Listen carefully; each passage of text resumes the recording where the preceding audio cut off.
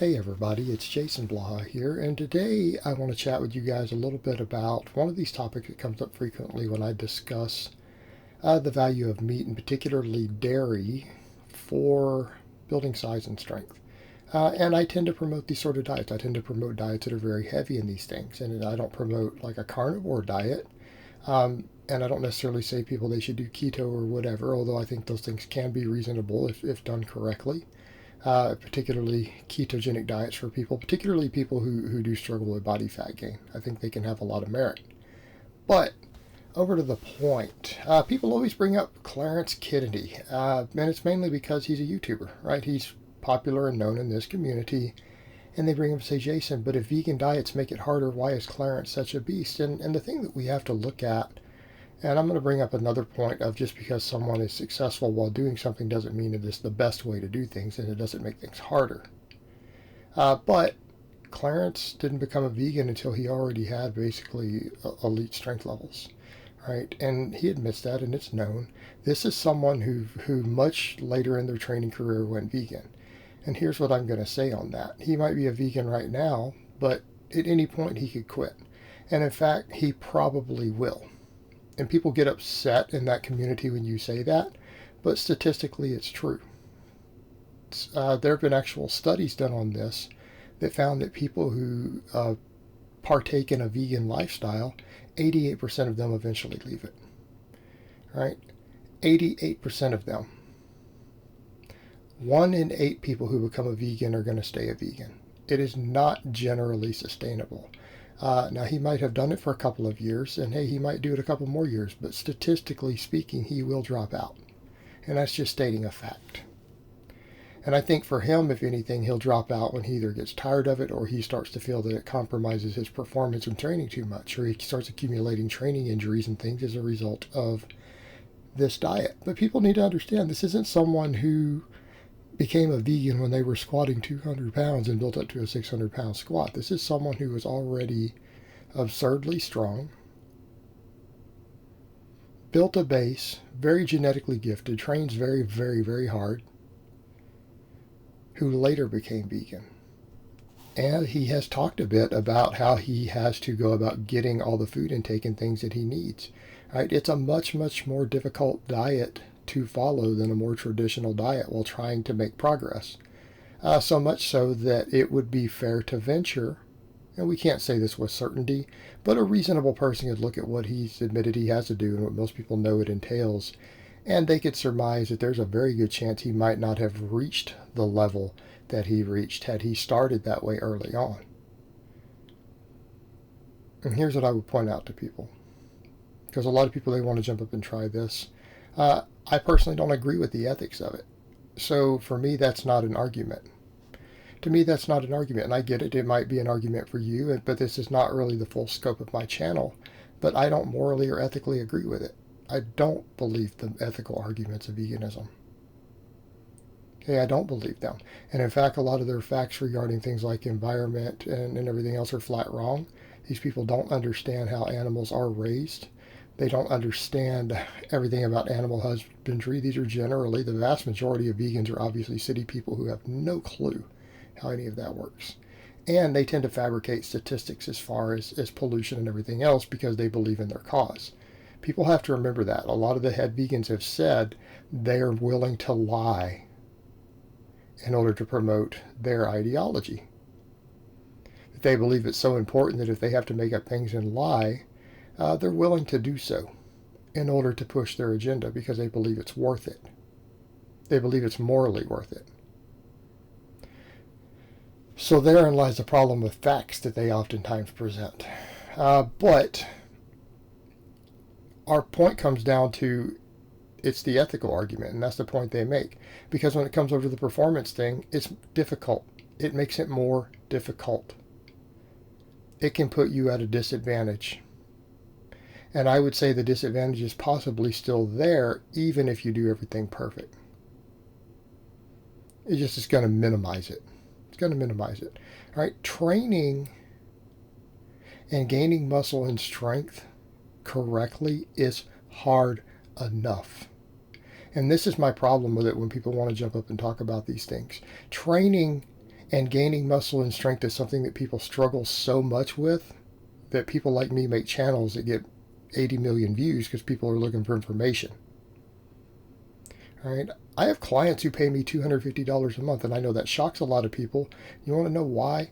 Because maximizing muscle and strength is hard enough and complicated enough as it is, to the point to where it isn't always as easy as people would like for it to be. This stuff isn't always easy or intuitive to everyone.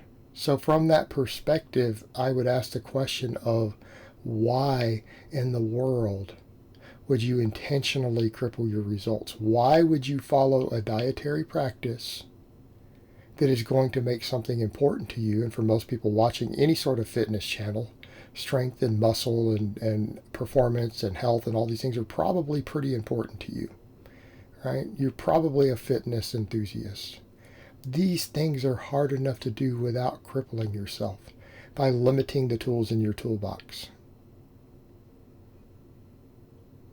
It's like the people who say, well, I want to do a training program that consists of only kettlebells. Why? Or I want to follow a program that is only calisthenics. Okay, do you guys see the problems here? Is it possible for someone to get really jacked and really strong doing either one of those? Sure, it has been done. But you're eliminating dozens of other extremely valuable tools by being dogmatic and exclusionary. You are intentionally crippling your results. You're making it harder without using the other tools that you have available in your toolbox. Okay. This one people get. Most people will grasp that concept if I say that at that point. There's no actual benefit to you saying, oh, I'm not going to touch a barbell.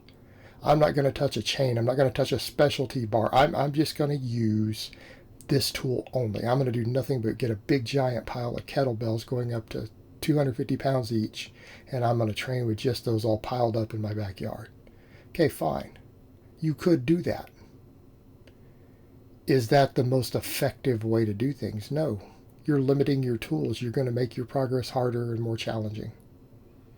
Same thing you could do with all calisthenics. Well, I'll find a way to do all this and to get to where I do one-legged pistol squats and one-arm pull-ups. And you're going to have all these tools, but also for a lot of people, you're only going to be able to do movements that compromise joints or cause inflammation and stuff for you personally. You're going to have limited loading abilities. You could do it. You're making it a lot harder. You know what? It's hard enough to get ultra jacked and ultra strong using all the best tools. It's already hard enough. Why limit yourself? Same thing could be said with diet. Let's come back over to the point. We can argue about meat. We can't argue about dairy. Dairy, for example, and I'm talking milk and eggs, in terms of their ability and all the studies that look at these things, are extremely potent. They are the most potent foods you're going to find in terms of muscle growth, muscle protein synthesis, recovery. I'm not saying that's all you should eat. Because again, let's come back over to being stupidly dogmatic. Like if someone thought the moment I said that, oh, they're the most anabolic foods, right? If the thing that went through your head is, and that's the only thing I should eat, you're probably as stupid as a vegan at that point.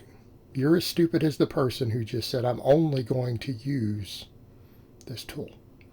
No, but they are valuable tools in your toolbox.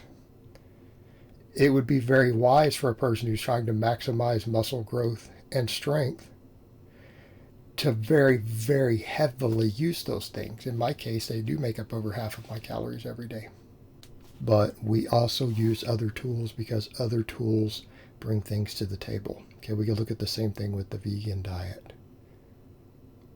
It is not to your benefit or your best interest in reaching your goals to say, oh, I'm going to completely exclude extremely useful foods. Foods that actually, in terms of muscle growth and recovery, are superior to a lot of plant-based foods, if not all of them.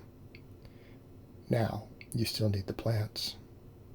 You see what we're saying here? It's not the fact that eating plants doesn't work or isn't helpful. Just like we could say that calisthenics can be very, very helpful. These are all different tools for your gaining muscle and strength and fitness. The different tools are helpful. My point is that people are being exclusionary to their detriment. When you start excluding valuable tools, whether it's extremely valuable foods, extremely valuable training tools, because you want to be dogmatic in some way, you're going to make it harder to get results. Right? This is hard enough already. All right, guys, but that's really all I have to say on that today. I hope it's been informative, and I will talk to you guys next time.